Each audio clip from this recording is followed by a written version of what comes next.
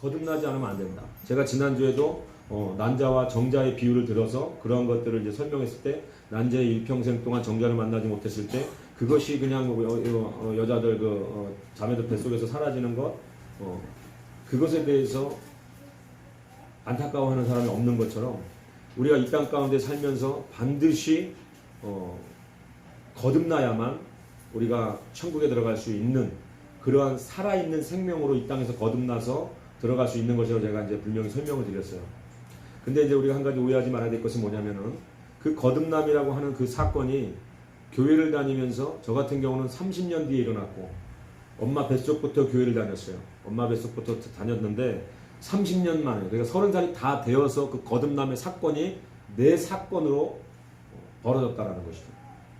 근데 그것이 그러면 교회 와서 몇 년이 지나야만 그 거듭남의 사건이 이루어지는 것이냐? 그것은 또 아니라는 걸 설명을 드려요. 거듭남의 사건, 어떠한 분들은 교회 오는 순간부터 그 거듭남의 사건을 경험하는 사람들이 제 주변에도 많이 있습니다. 바로 변해버려요. 그 대신에 그 사람 거듭났다는 증거가 바로 나와요. 제가 알지만 여러분 얼마 전에 중국분이 한 번 오셔가지고 저희 집사람한테 100만 원을 헌금하고 갔어요. 저한테도 아니고 교회도 아니고 김혜정 사모님 드리랬어요. 하나님이. 그래서 100만 원을 주고 왔는데, 제가 그 간증을 여러분께 드렸던 적이 있는 걸로 제가 알고 있는데, 그분의 거듭남이 그랬어요. 교회 처음 나오는 그때에 하나님 강권적으로 임하셔가지고 예배 시간에 앉아있을 수 없을 만큼 막 온몸에 열이 나고 땀이 나면서 그냥 속옷까지 다 젖어버리고, 그리고 가서 몇 번을 화장실 가서 구토를 하고 설사를 하고, 예배 도중에도 막 안 좋은 것들이 막 다 빠져나가고, 그러면서 그분이 집에 가서 가장 먼저 했던 게 뭐냐면, 그 사람의 보물 1호, 양주장에 있는 양주들, 누구를 줘도 안 된다는 생각을 했대요. 그래가지고 망치로 가져 나가서 다 깨버렸는데, 동네에서 아깝다고, 나달라고, 안 된다고, 이건 악한 거라고 다 깨버렸대요. 그래서 그런 분들도 있어요. 교회에 첫 발을 들이는 그 순간에 거듭나는 사람도 있고, 또 그 거듭남이라고 하는 시점이 꼭 교회 안에 있는 것만은 아니에요. 교회 밖에서도 그 거듭남의 시점이 출발이 될 수가 있어요. 여러분, 우리가 잘 아는 성 어거스틴, 이 성 어거스틴이라고 하는 사람도 16살 때부터 방황하고 호색과 음란과 이 술에 젖어서 살던 사람이에요. 이 성 어거스틴 잘 모르는 사람도 있겠지만 기독교 역사에 꼭 필요한, 하나님께 굉장히 크게 붙들려 쓰임받았던 사람인데, 이 사람이 회심하는 데 있어서, 거듭나는 데 있어서 어떠한 일이 있었느냐. 32살이 됐을 때 길을 가고 있는데, 술이 많이 취해서 길을 가고 있는데, 낮부터 술이 취해서 길을 가고 있는데, 여자 꼬마 아이들이 그 계단에 앉아가지고 노래를 부르는데, Take a band lead, take a band lead, 막 이러면서 그 찬양 가사인데, 집어들고 읽어라, 집어들고 읽어라 하는 찬양의 가사가 하나님의 음성처럼 이 마음에 박혔다는 거예요. 그래가지고 정신없이 집에 뛰어가서 성경책을 찾아서 뒤져가지고 그 성경책을 딱 펼쳤는데, 어디를 펼쳤냐? 그 딱 펼쳐 들고 읽은 부분이 바로 로마서 13장 13절 14절이 되는 거예요. 제가 읽어드리면, 낮에와 같이 단정히 행하고 방탕하거나 술 취하지 말며 음란하거나 호색하지 말며 다투거나 시기하지 말고 오직 예수 그리스도로 옷 입고 정욕을 위하여 육신의 일을 도모하지 말라. 그 말이 하나님의 말씀으로 박힌 다음부터 이 사람이 변화되기 시작합니다. 그때부터 거듭남이 시작이 된 거예요. 그래서 여러분, 오늘 저번에도 말씀드렸지만 거듭남이라고 하는 거, 예수님께서 굉장히 거듭해서 진실로 내게 이르노니 사람이 거듭나지 않으면 하나님의 나라를 볼 수 없다고 말씀하고 있어요. 거듭난다라는 것이 뭐예요? 번어게인, 다시 태어나는 거. 근데 이 다시 태어나는 것이라고 니고데모가 해석을 했죠. 그러다 보니까 엄마 뱃속에 다시 어떻게 들어갔다 나옵니까? 라고 하니까, 예수 그리스도는 다시 태어나는 것, 번어게인을 얘기하는 것이 아니고 아노덴이라고 하는 이 헬라어에는 두 가지 뜻이 있어요. 새롭게 되다, 다시 태어나다 라는 뜻도 있지만, 한 가지 다른 뜻, 위로부터 나다라는 뜻이에요. 위로부터. 그러니까 예수님은 이것을 더 강조한 거예요. 새롭게 태어나는 건 맞지만 네가 엄마 뱃속에서 다시 태어나는 것이 아니라 이 땅 가운데, 삶 가운데 반드시 다시 한번 태어나야 되는데, 그것은 어디로부터 시작되느냐? 위로부터 시작된다는 거예요. 여러분, 이 교회에 나와서 앉아있는 것이 여러분의 의지라고 생각할 수 있겠지만, 하늘로부터 무언가 여러분 마음 가운데 닿았기 때문에 그 절대적인 은혜를 통해서 하나님이 이 자리에다 갖다 붙여놓으신 줄 믿으시기 바랍니다. 그게 은혜인 거예요. 하나님으로부터 뭔가 시작이 돼야만 내가 천국에 대한 눈이 떠지는 거예요. 저도 마찬가지죠.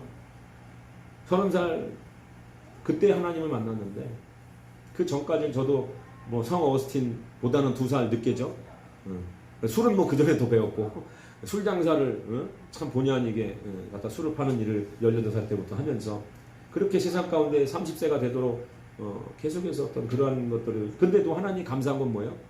그럼에도 불구하고 저를 끝까지 지켜주시고 인도해 주셔서 이 자리 가운데 앉히시는 그 하나님의 열심이 얼마나 큰 은혜냔 말이에요. 지금 이 자리에 계시는 분들도 술 드시고 뭐 담배 피시고 뭐하고 그거 가지고 제가 한마디 이혼방구하지 않습니다. 왜? 하나님의 때가 있기 때문에 그래요.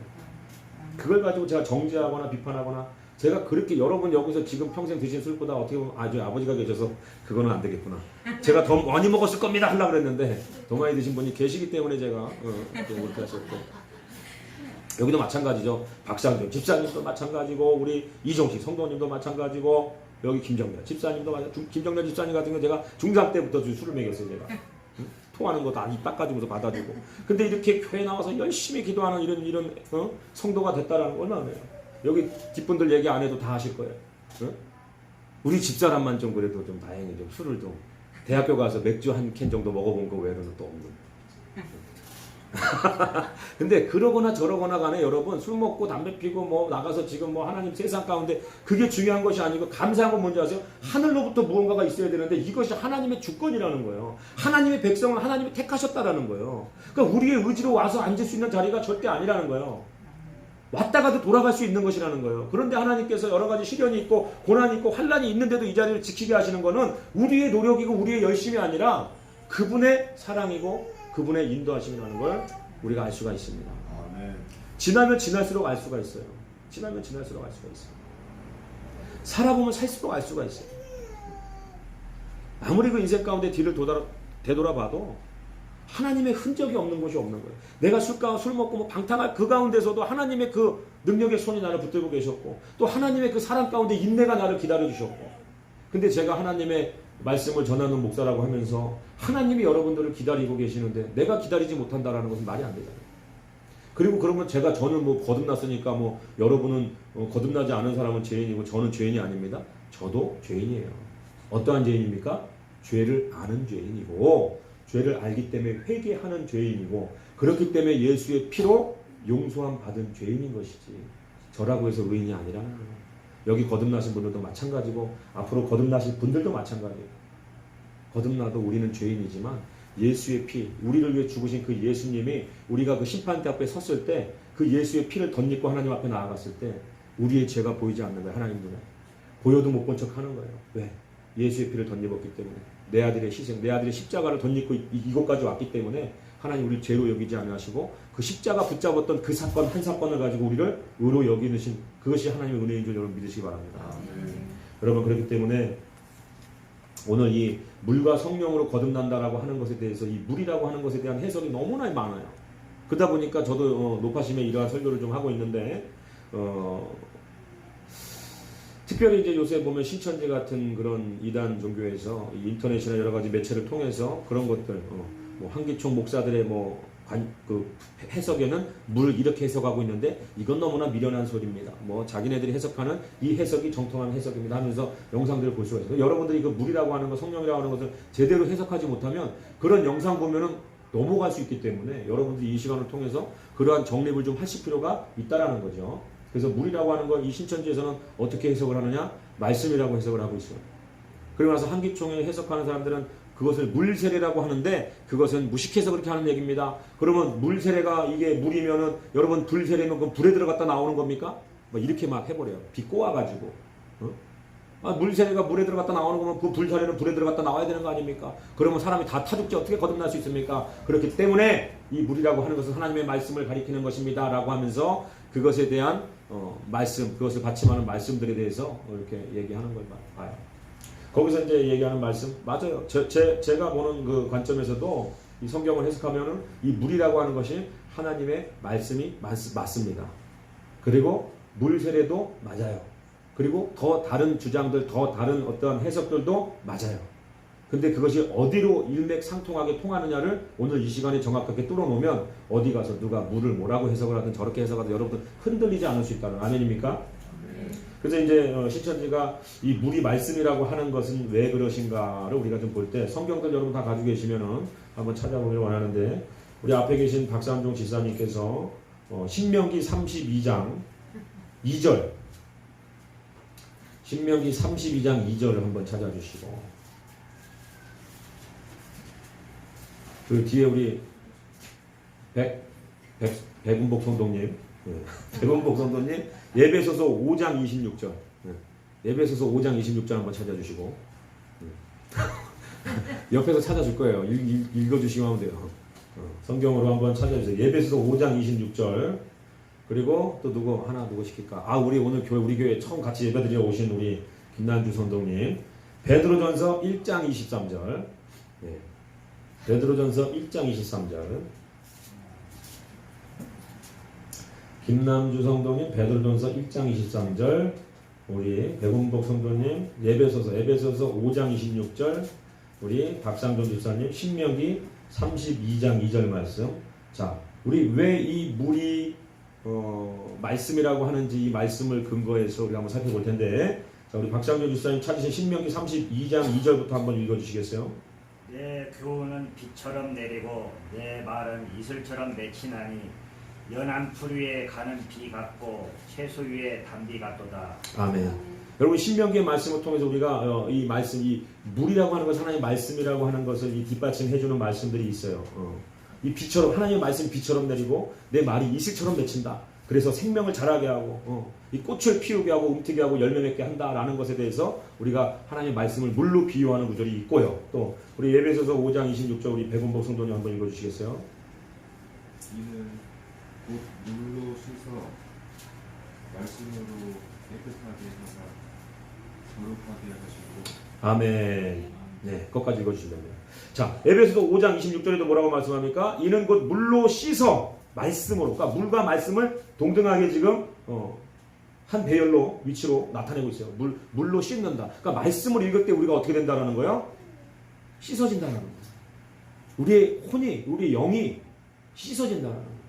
그래서 어떻게 청년의 때에 그것을 거룩하게 살 수 있는 오직 말씀밖에 없다라고 성경이 또 말씀하고 있는 구절이 있는 것을 여러분도 잘 아실 거예요. 그러니까 이 말씀을 우리가 가까이 해야 되는 줄 믿으시기 바랍니다. 이 말씀으로 우리의 영혼을 씻어야 되는 거예요. 그래서 말씀과 물을 이렇게 하고 있고 우리 김남주 성도님 베드로전서 1장 23절 한번 읽어주시겠어요? 너희가 거듭난 것은 썩어질 씨로 된 것이 아니요 썩지 아니할 씨로 된 것이니 살아있고 항상 있는 하나님의 말씀으로 되었느니라. 아멘. 예, 베드로전서 1장 23절에도 뭐라고 말씀하냐? 너희가 거듭난 것, 이 거듭난 사건은 썩어질 육의 씨, 그것이 아니고 영의 씨, 곧 뭐예요? 하나님의 말씀, 항상 있는 하나님의 말씀으로 너희가 거듭났다라고 이야기하고 있습니다. 그렇기 때문에 우리가 이 물이라고 하는 물과 성령으로 거듭나고, 성령은 여러분 우리가 어느 정도 알잖아요. 하나님의 영인 것은 우리가 물과 성령으로 거듭나는데 이 물이 말씀이다라는 것을 우리가 알고 있어야 되고, 그러나 우리가 이제 중요한 것은 뭐냐면 제가 볼 때에 성경을 백독해도 머리로 읽는 이런 도월 김용옥이나 이런 사람들은 절대 천국 못 갑니다. 할렐루야. 여러분 그 사람들은 이것을 문자로 해석하고 있어요. 역사로 해석하고 있고, 그렇게 영안이 닫힌 사람들, 성령의 도우심이 없는 사람들, 하나님의 택한 백성이 아닌 사람들, 아무리 성경을 백독을 해도 절대로 거듭날 수가 없는 거예요. 그렇기 때문에 여러분 말씀만 읽는다고 해서 거듭나는 것은 아닌 거죠. 그러니까 말씀이 우리를 거듭나게 하는 것도 맞지만, 그렇다고 해서 말씀을 많이 읽는 것, 그것을 문자적으로 해석하는 것을 육안으로만 보는 것을 가지고, 지안으로만 보는 것을 가지고 영안으로 보지 못한 사람은 아무리 성경 말씀을 백독을 해도 어떻게 된다? 거듭날 수가 없다는 거예요. 그렇기 때문에 물과 성령으로 라고 하는 이야기가 우리가 깨달을 수 있겠죠. 그렇기 때문에 우리가 이 물을 또 다른 해석으로는 어떠한 해석을 하느냐? 물은 이제 씻긴다. 아까도 이제 성경 말씀에 나왔듯이 이 씻긴다라고 하는 것이 뭐냐? 우리의 죄를 씻는 거 아니에요. 그렇기 때문에 제가 또 한 다른 어떤 이 물을 해석하는 데 있어서 제가 또 좋아하는 해석은 이 물이라고 하는 것은 뭐냐면 회개하는 걸 얘기해요. 회개. 하나님 앞에 나와서 회개하는 거예요. 회개. 자, 여러분 우리가 죄가 두 가지 죄가 있지 않습니까? 자범죄라는 것이 있고 원죄라고 하는 것이 있는데, 자범죄는 뭐예요? 자범죄는 우리가 이 세상에 살면서 알고 짓고 모르고 짓는, 내가 짓는 죄들을 자범죄라고 하고, 내 의지적으로 짓는 죄들을 자범죄라고 하고, 그 다음에 원죄는 뭡니까?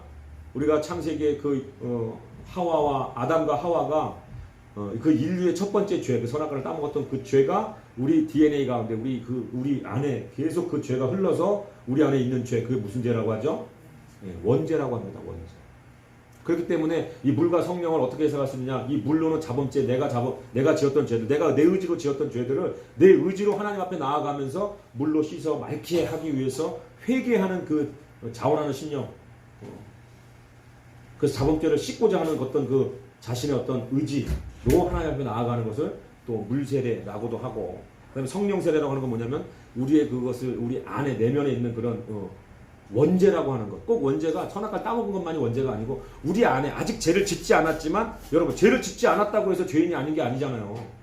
그럼 조두순이가 뭐 그렇게 뭐 저기 그런 사건을 저지르기 전에 그 다음에 사건을 인간적인 관점에서는 죄를 저지른 순간부터 그 사람을 죄인으로 여길 수 있겠지만, 하나님 나라의 관점으로는 죄를 지려는 그 마음 안에 도사리고 있는 그 마음 생각 자체를 하나님은 죄로 여긴다는 거예요. 그렇기 때문에 우리가 아담과 하와가 선악과 따먹지 않아도 우리 안에 뭐가 있는 거예요? 그 원죄가 있는 거예요. 상황이 주어지면 언제든지 죄질 수 있는.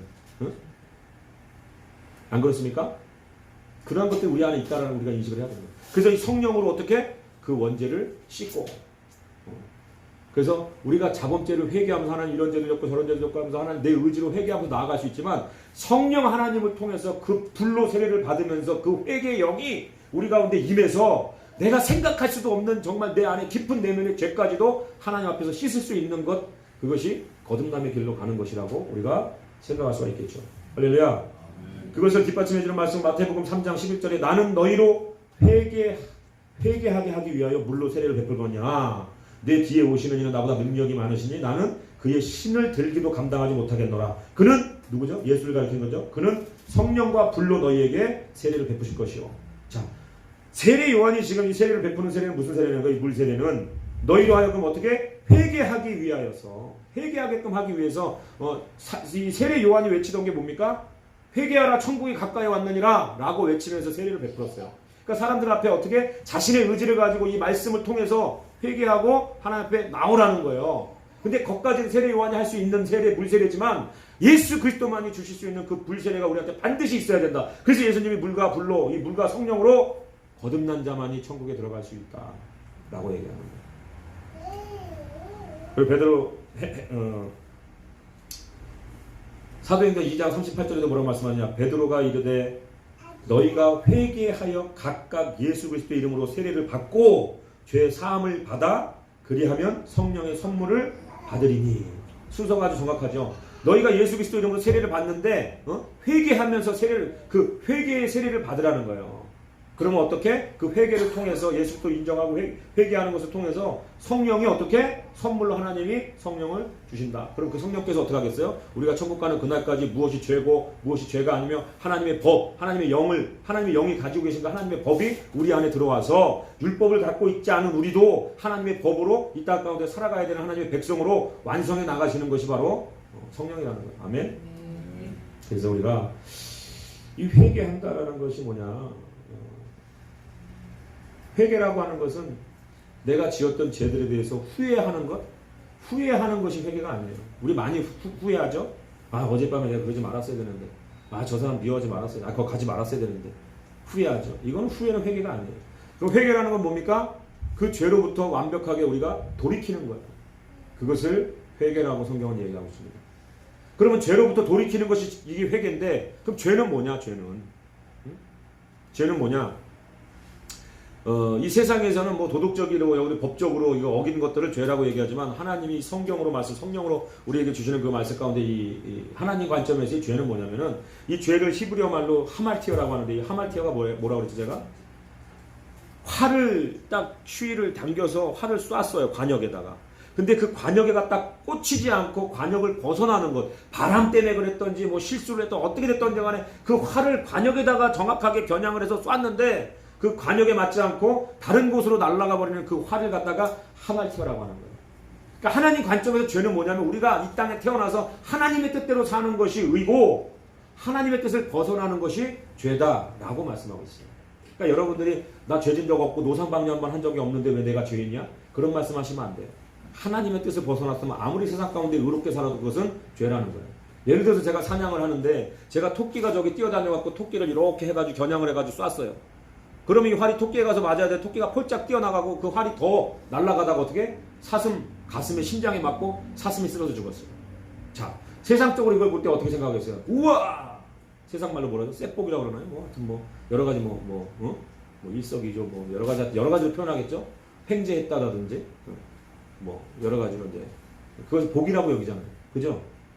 토끼 잡으려고 당겼는데 사슴이 잡혔어. 어마어마한 축복이다. 하나님 관점에서 뭐라고요? 이게 죄인 거예요. 응? 이 관점을 이해를 못하면 여러분 이게 우리가 참 신앙생활하기가 힘들죠. 하나님께서 내가 토끼 같은 인생을 살기를 원했는데 내가 사슴 같은 인생을 살기를 꿈꾸고 자꾸 이렇게 살아가는 것은 죄일 수 있다는 거예요. 그렇다고 여러분에게 제가 부자 되지 말아라, 높은 자리에 올라가지 말아라, 집 사지 말아라 이렇게 말씀드리는 게 아니에요. 하나님의 뜻이 내가 하나님의 뜻에 맞춰 살아가는 것이 내가 꿈꾸는 이상, 이 세상에서 잘 사는 그것보다 더 행복하고 더 아름다운 것이고 그것이 나에게 더 의로운 것이라는 걸 우리가 믿어야 된다는 거예요. 그 믿음이 없이 어떻게 우리가 예수님을 믿는다고 할 수가 있어요? 내가 꿈꾸는 것 여러분 그게 아니라니까요. 제가 우리 김난지 자매님하고도 이번에 같이 기도원 갔다 오면서 그 꽃들에게 희망을 책 얘기를 했는데 이 꽃들에게 희망을 제가 정말 우리 안시호님 할 때 그때 읽었던 책인데 그 책에 보면은 애벌레들이 나오잖아요. 애벌레들이 나오는데 이 애벌레가 그 인생의 가치가 이제 자기가 이제 이 땅에 태어나서 기어가면서 내가 왜 이 땅에 왔는가? 내가 추구해야 될 목적이 뭔가? 계속 헤매고 다니는 거예요. 그러다 보니까 애벌레들이 막 탑을 쌓아가지고 막 꼭대기로 올라가는 탑을 보더니 저 위에 내가 이 땅에 태어난 이유, 목적, 가치들이 있겠구나라고 생각하고 밟고 올라가기 시작해요. 그러다 보니까 위에서 막 떨어지는 애벌레도 있고 막 근데 결과적으로는 이 올라가다 내려와 버려요. 올라가봐도 아무것도 그 위에 없다라는 거예요. 그냥 허황된 것들을 통해서 계속해서 막 올라가는 거예요. 애벌레들이. 그 위에 뭐가 있을 것이라고. 그 높은 곳에 올라가면 뭐가 있을 것이라고. 여러분 우리가 돈을 이 땅에서 버는 거 정말 중요합니다. 왜? 사용해야 되니까. 근데 그것이 우리 삶의 목적이 되면 안 된다는 건 뭐냐면 내가 돈이 많으면 이렇게 불행하지 않을 거라고 하는 이 생각은 추상적인 생각이에요. 실질적으로 돈이 많아도 불행할 수가 있는 거예요. 그 돈이 많아도 불행한 건 왜요? 그 안에 하나님이 계시지 않기 때문에 불행한 것이죠. 근데 우리가 아직 그 돈 많은 삶을 살아보지 않았기 때문에 그것을 추구하게 됩니다. 근데 하나님을 아는 사람은 그것도 추구하지 않아요. 그것은 거짓이기 때문에. BY가 오직하면 그 랩에서 그런 말 합니까? 나는 니들이 바라보는 걸 바라보지 않지. 내가 바라보는 것은 다르지. 그러면서 막 하잖아요. 난 니들이 쫓아가는 거 쫓아가지 않지. 막.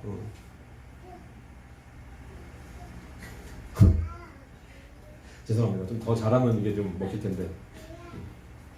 그러니까 니들이 바라보고 쫓아가고 막 돈을 위해서 따라가는 거 그건 나는 같은 래퍼라도 나는 그런 거 따라가는 사람이 아니야. 내 신념, 내 가치가 예수님의 십자가가 내 안에 있기 때문에 내가 랩하는 거 이런 모든 것들이 하나님께 영광을 돌리기 위해서 함이고 그것 때문에 내가 돈을 위해서 하는 건 아니지만 내가 신념을 가지고 랩퍼를 하는데도 돈이 붙어. 그래서 100만 원짜리를 뭐래더라? 1000만 원짜리 수표를 아니야. 100만 원짜리 수표를 100장씩 11조를 하면서도 내 가치는 변하지 않지만 이러면서 이런 랩을 하는데 돈 버는 게 목적으로 지금 거기 나온 게 아니라는 거예요, 자체. 물론 그게 진정성은 어디까지인가는 우리가 알 수 없지요. 하나님만 아시는 거니까. 그렇기 때문에 그 꽃들에게 희망을 거기서 그 애벌레가 헤매다가 꼭대기에 올라가 봤어요. 그러니까 꼭대기에 올라가 봤던 건 뭐예요? 이 세상에서 꿈꾸는 많은 사람들이 롤모델로 삼고 있는 어떤 그런 위치, 어떤 목적을 삼고 있는 거기에 올라가 봤더니 허무하더라. 그냥 아무것도 없더라. 다시 내려와서 또 다니다 보니까 날아가는 나비를 만나요. 나비가 날갯짓을 하는데 너무 아름다워. 그러니까 그 나비에게 물어보죠. 어떻게 나도 너처럼 그렇게 아름답게 날아갈 수 있는? 애벌레의 삶은 뭐예요? 이파리 갉아먹고 그냥 사람들이 볼 때는 혐오스럽잖아요. 징그럽잖아요. 막 여러 개 다리가 달리고 나비 보세요. 그냥 날개를 예쁜 날개를 펄럭거리니까 거기서 나비를 보자마자 그 애벌레가 날고 싶다라는 마음이 생기죠. 오늘 거듭남처럼 나비를 보니까 날고 싶은 거예요. 애벌레들만 봤을 때 애벌레 위에서 최상위에 있고 싶었는데 그거 올라가 보니까 아무 별 볼 일 없다라는 걸 깨닫고 나니까 나비를 보니까 날고 싶어요. 그 나비에게 물어봅니다.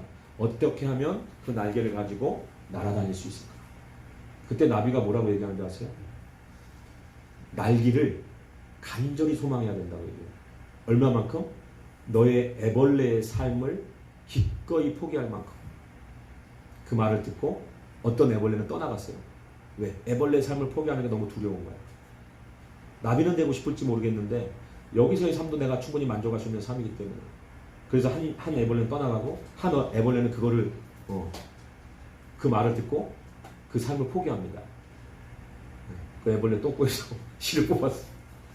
누에고치를 만들어서 나무에 달려가지고 죽어요. 아무것도 할 수 없는. 그 나사로 죽었을 때 헝겊으로 싸가지고 그다가 그 돌 안에 무덤에 넣는 거 똑같잖아요. 응? 그리고 나서 죽은 줄 알았더니 어떻게 됐습니까? 그 허물이 갈라지면서 그 안에 새 생명, 나비로스의 탄생, 나비로스의 생명이 펼쳐집니다. 그 안에 나와서 그때부터 다시는 기어다니지 않고 날아다닙니다. 여러분, 우리가 소망해야 될 것들이 이런 것이다. 이 땅에서의 것이 아니라 이 땅의 것을 기꺼이, 사도 바울도 뭐라고 얘기합니까? 자기가 그렇게 좋은 가문에 태어나고 그렇게 많은 교육을 받고 그렇게 사람들이 우러러보는 어떤 사람들, 그 시대의 사람들로 롤모델로서의 삶을 어떻게 여겼다고요? 배설물 같이 여겼다는 거예요. 뭘 봤기 때문에? 나비가 날아가는 것을 봤기 때문에. 하나님의 사랑, 그 십자가의 사랑을 경험했기 때문에. 하나님이라고 하는 분이 그 아들을 내어주시면서까지 우리를 사랑했던 그 사랑이 내 안에 들어왔기 때문에 내가 배웠던 모든 것이 어떻게? 배설물이구나.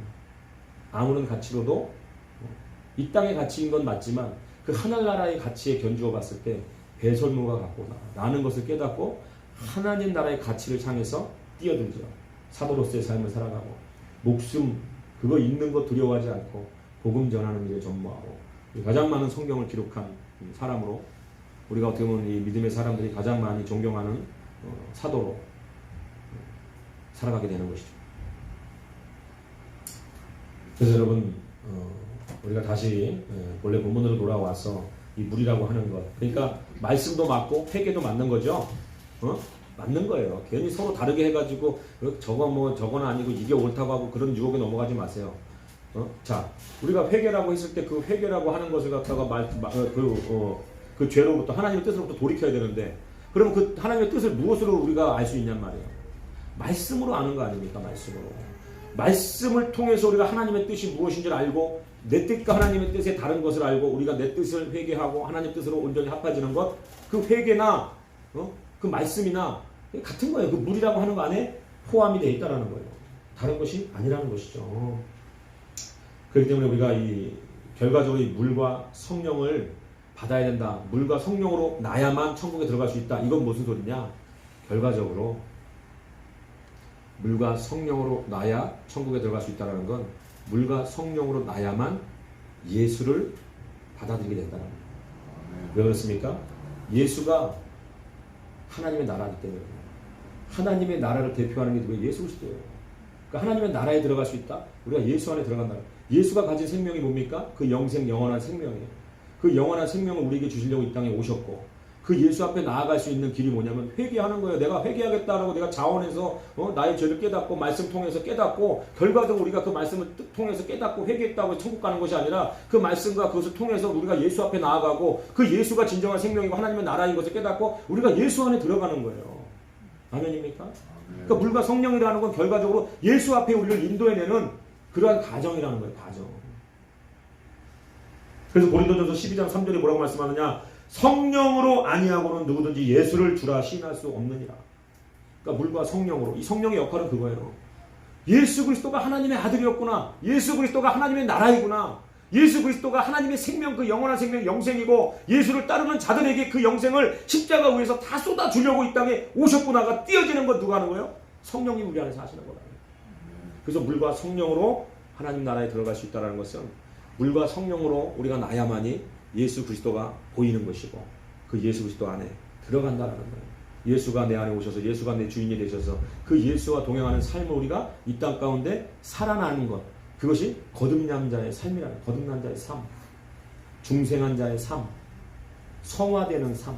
계속해서 그 예수님이 우리 안에 들어오셨기 때문에 교회 안에 다니는 사람이 다 착할 수 없어요. 저도 마찬가지고.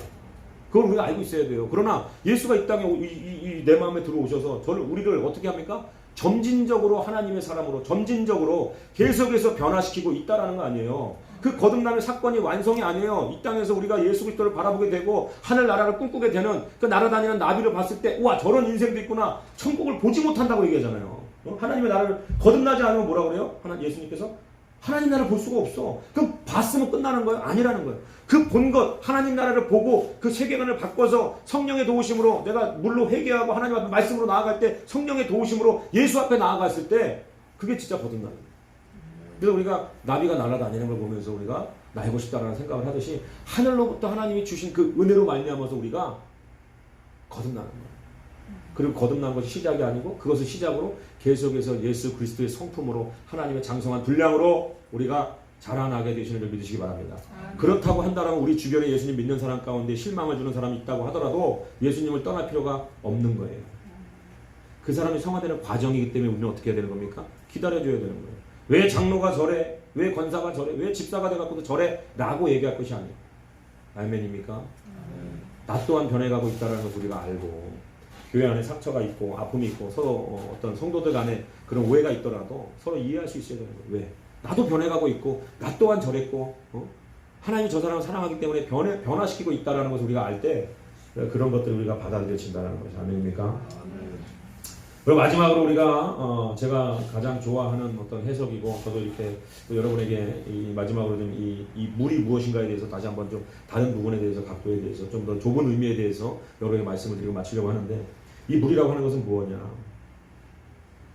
이 물과 성령이 예수께로 인도하는 것이고 이 물이라고 하는 것은 사실상 예수 그리스도의 어떤 말씀이 곧 예수잖아요. 그죠? 하나님의 태초에 말씀이 계셨느냐 그 말씀이 뭐예요? 예수님이에요. 요한복음에도 뭐 얘기하잖아요. 말씀이 이 땅에 오셨다고 얘기하고 있고 그 말씀이 곧 예수님이라는 거죠. 그러니까 물이라고 하는 건 곧 예수님이고 그렇지 않습니까? 또 회개하는 거 우리가 누구의 이름으로 회개할 수 있어요? 예수가 우리를 위해서 우리의 죄를 대신해 죽으셨기 때문에 우리는 회개할 때 예수 그리스도 이름으로 회개하는 거예요.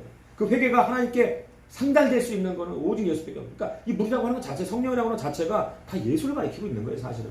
그리고 나서 이 마지막 이 좁은 뜻에서 좀 좁은 의미로서 이 예수 물이라고 하는 건 뭘 가리키냐면은 우리를 위해서 흘리신 피와 물을 가리킨다, 상징한다라고 볼 수가 있는 거예요.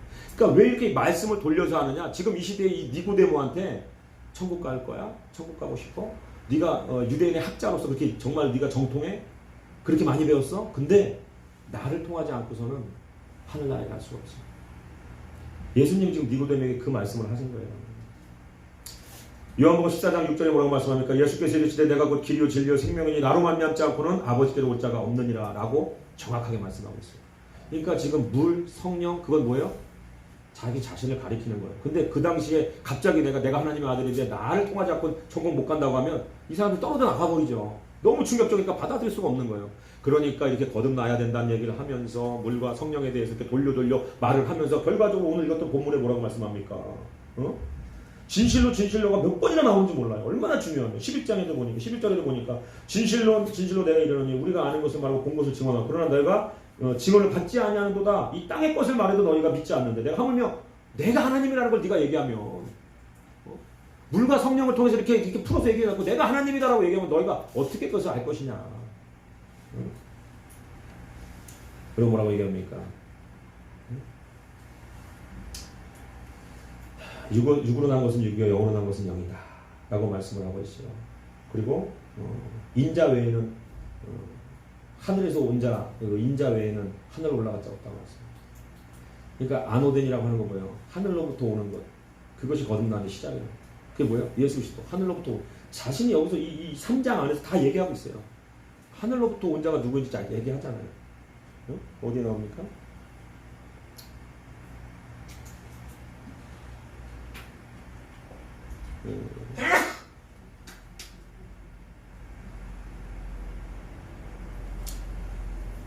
이처럼 예. 이렇게 앞에 있는데도 못 봐. 하늘에서 내려온 자 곧 누구예요? 인자. 예수 그리스도 외에는 하늘에 올라간 자가 없는 거예요. 그러니까 자신이 안오된 하늘로부터 내려온 은혜고 자신이 구원이고 자신이 생명이다라고 이야기하고 있는 거예요. 근데 이걸 갖고 뭘 그냥 뭐 유식하게 그냥 이 물을 뭘로 이렇게 해석을 하고 막 여러 가지로 해가지고 막 이단들은 또 그 한국정에서 해석하는 목사들 잘못됐고 자기네들이 맞고 하면서 사람들 꼬드기고 있는데 그게 아니에요. 그냥 돌려서 얘기한 것 뿐이지 결과적으로는 예수 그리스도만이 우리에게 구원이시고 생명이신 줄 믿으시기를 주의 이름으로 축원합니다. 그래서 그 물이라고 하는 건 뭐냐? 예수가 흘리신 그 보혈의 상징적 의미가 뭐예요? 옆구리 창에 찢었을 때 물이 쏟아졌어요. 이 의사들의 어떤 이야기를 들어보면은 몸에 있는 피가 다 빠지고 나면 물이 나온대요. 이게 뭘 상징하는 거예요? 우리를 위해서 십자가 위에서 그 피를 한 방울도 아낌없이 다 쏟으셨다는 것을 보여주는 거예요. 물까지 흘려주실 정도로. 피는 이 성경에서 특별히 구약에서 피는 뭡니까? 생명이에요. 그래서 피채 먹지 말라 그러고. 피가 생명이에요. 십자가 위에서 예수 그리스도가 하신 일이 뭡니까? 그 생명, 예수 그리스도의 생명, 영생, 그것을 십자가에 달려서 줄줄줄 가시면류관을 통해서 팔다리 못 박힌 그 팔과 다리에서 또 채찍마저 흘리시는 그 피로 다 십자가 위에서 높인 곳에 달리셔가지고 그 피를 다 쏟으시는 거예요. 마지막에 그 물 한 방울까지 쏟아내시면서까지 어떻게 그 생명을 우리에게 흘려보내주신 줄 믿으시기 바랍니다. 그래서 그 14절에 노골적으로 예수님께서 이렇게까지 말씀하지 않습니까? 모세가 광야에서 뱀을 든 것 같이 인자도 들려야 하리니 이는 그를 믿는 자마다 영생을 얻게 하려 하시리라. 여러분 이 신명기에 보면 이 이스라엘 백성이 하나님 앞에 투정하고 불만을 가지고 있다가 이 불뱀에게 물려가지고 많은 사람들이 죽는 사건이 나오는데 그 불뱀에게 물렸을 때 하나님께서 모세에게 뭐라고 말씀합니까?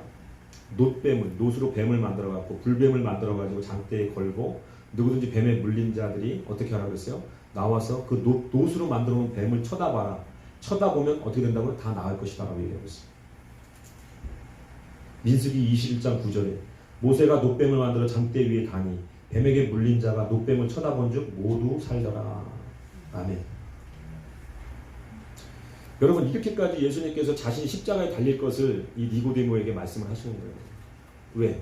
구약에 능통한 학자이기 때문에. 니고데모는 바리새인이요 학자이기 때문에 그 구약에서 장대에 그 노뱀이 달렸던 그 사건이 나를 예표하는 사건이, 내가 앞으로 장차 이루어야 될 그 십자가의 사건을 예표하는 것이라고 힌트를 주고 있는 거예요. 여러분 생각해 보십시오. 그 광야에서 노뱀에게 그 불뱀에게 물려가지고 여러분 그 독이 온몸에 퍼진 그 사람들이요, 그 장대에 매달린 노뱀을 보려고 나오기가 쉬웠을까요? 다리를 거의 물리거나 이랬을 거 아니에요. 걸어다니니까. 뱀이 뭐 점프해서 물었으면 목을 물었을 거고, 거진 다리 발목을 물겠죠. 그럼 그 다리가 퉁퉁 부어가지고 그 많은 그 사람들이 그 노뱀, 달린 노뱀을 보려고 그 장대 앞에 나오는 게 쉽지 않았을까요? 가장 처음에 뭐 때문에 쉽지 않았을까요? 뱀에게 물렸는데 노추로 그냥 형상으로 만들어 놓은 뱀을 쳐다보면 낫는다는 것 자체가 믿어지지 않는 사람들이 있었을 것이고, 그죠? 그리고 상황 자체가 너무 아프니까, 그 수고가 너무 힘드니까 안 하는 사람이 있어요. 지금도 마찬가지예요. 교회 나와서 예수님 믿으면 천국 간다고 하는데 그게 도저히 믿어지지 않는 거예요. 이 땅에 그 많은 죄를 졌는데 예수님 우리 때문에 죽었으니까 그거 믿으면 천국 간다고? 예끼 이 사람들아. 안 나오는 거예요. 그리고 여러 가지 환경, 아파서 못 나오는 것처럼, 감기 들려서 못 나가요, 뭐 어디 가야 돼서 못 나가요, 못 나오는 거예요. 나와서 봐야 되는데 그냥 천막 안에서, 텐트 안에서 죽어가는 사람들이 분명히 있었을 거라는 거예요. 그러나 성경이 뭐라고 그럽니까? 나와서 본 자들은 다 낫더라는 거예요. 구원을 받더라는 거예요. 아멘입니까? 네. 여러분 그 노뱀이 상징하는 게 뭐예요? 예수 그리스도를 상징하는 거예요. 그 노뱀이라고 하는 것은 형상이라는 거죠. 사실 이 물은 건 불뱀인데, 그죠? 물은 건 불뱀인데 노뱀은 뭐예요? 그 뱀의 형상을 하고 있지만 그 안에 독이 없다는 거예요. 예수 그리스도도 마찬가지예요. 죄가 없으신 분이에요. 이 하나님이 이 땅에 이 사람의 형상으로 빚으셔가지고 그 예수 그리스도 아기 예수 이 땅에 태어나게 하셨지만 그 아기 예수 십자가에 달았지만 그 안에 죄가 없다는 거예요. 뱀의 형상을 가졌는데 그 안에 독이 없는 것과 마찬가지로 이 땅에 이 사람의 형상 죄인의 모습으로 오셨는데, 그 죄의 원흉의 모습으로 오셨는데 그 안에 죄가 없는 거예요. 그리고 나서 누구든지 와서 보라는 거예요. 저 죄 없으신 예수 그리스도가 우리의 죄를 대신해서 달리시고 그 피와 물을 다 흘리시고 죽으신 사건이 과연 누구를 위한 사건인가? 지금 그 악한 사단에게 잡혀서 그 세상 가운데 그 속박되어져 있는 그 삶을 살고 있는 너와 나를 위함이라는 것을, 그 우리에게 생명을 주시고 자유를 주시기 위해서 십자가에 달리신 하나님의 사랑이라는 것을 와서 보라는 거예요. 그리고 어떻게 되라고요? 그 예수의 생명을 가지고 구원 얻으라는 거예요.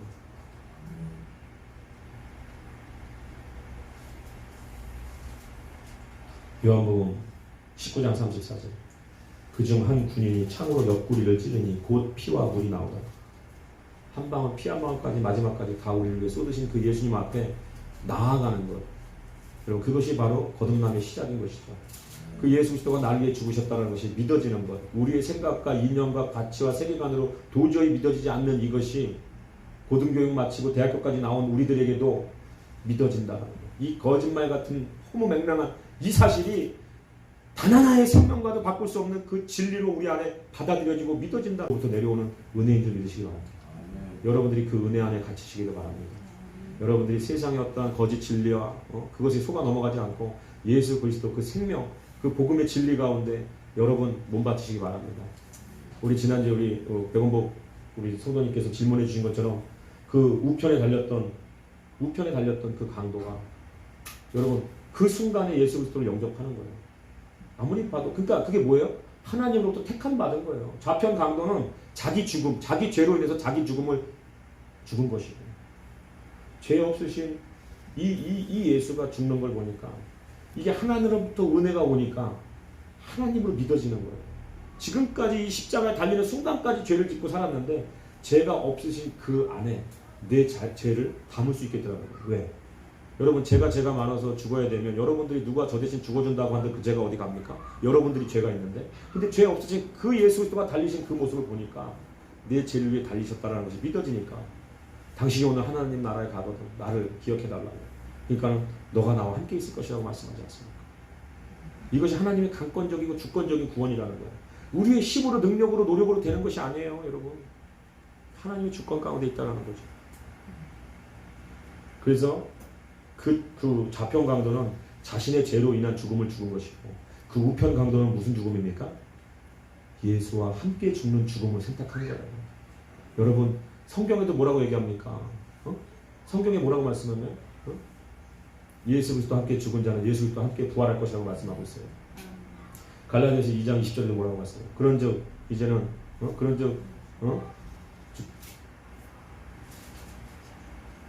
앞에 죄송합니다. 그런즉 내가 그리스도와 함께 십자가에 못 박혔나니 그런즉 이제는 내가 사는 것이 아니요 내 안에 오직 그리스도께서 사시는 것이다.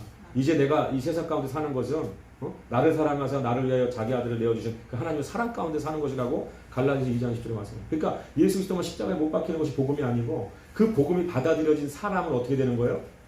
예수의 십자가에 내가 올라가는 거예요. 이게 복음이에요, 여러분. 세상에서 거짓 복음에 속으면 안 되는 게 예수 믿으면 잘 산다, 행복하다, 가정이 잘 된다. 그거 맞는 말이지만 그게 다가 아니에요. 그러려고 예수님이 죽으신 것이 아니라 이제는 그 십자가에 내가 달려주는 거예요. 그 우편 강도가 했던 것처럼 우편 강도가 십자가에 올라와 달렸을 때 자기 대 때문에 달렸지만 마지막에 그 숨을 거두는 순간에는 어떤 십자가를 진 거예요? 예수 그리스도 십자가를 진 거예요. 그 의의 십자가를 진 거라는 거예요. 예수와 함께 죽는 죽음을 죽었다는 거예요. 그러니까 예수님께서도 네가 낙원에 나와 함께 있을 것이라고 말씀합니다. 여러분 오늘 우리의 삶이 거듭난 사람이라면 어떻게 살아야 되겠습니까? 세상 욕심 십자가에 못 박고 하나님 뜻대로 살아가는 거. 그 거듭난 자로서의 삶이 우리 삶 가운데 나타나져야 될 줄로 믿습니다. 저는 그렇게 되기를 간절히 소망합니다. 그러나 우리가 삶 가운데 여러 가지 유혹이나 우리의 육체의 연약함으로 인해서 또 죄에 넘어질 때가 있죠. 그러나 우리가 한 가지 명심해야 될 것은 뭐냐면 예수 그리스도는 과거에 매여있는 죄만을 우리를 사하신 것이 아니고 우리의 과거의 죄, 현재의 죄, 미래의 모든 죄까지도 한 번에 그 단 한 번에 십자가 위에서 용서하신 줄 믿으시기 바랍니다. 그렇기 때문에 여러분들 때로 넘어졌을 때 마음에 괴로움이 있을 거예요. 그러나 그 괴로움을 가지고 여러분 혼자 스스로 행위적으로 그것을 해결하려고 하지 말고 그냥 두 손 들고 예수님 앞에 나오면 되는 거예요. 예수님 제가 또 죄 졌습니다. 용서해 주세요. 예수의 피로 씻어주세요. 그럼 하나님께서 또 그 예수의 피로 우리를 씻어주시고 우리를 그 거듭난 자로 인해서 거듭나지 않은 자는 예수의 피로 씻겠다라는 마음 자체가 없어요. 회개하려고 하지 않는다라는. 그럼 우리 거듭난 자들은 죄를 또 진다 하더라도 우리가 다시 한번 예수님 앞에 나올 수 있는 것이고 그러나서 그 죄를 멀리하고 하나님의 도우신 은혜 가운데 살아가기를 소망하는 자들이 된다는 것을 믿으시고 그런 소망으로 날마다 이기며 살아가는 저와 여러분 되시기를 주님의 이름으로 축복합니다.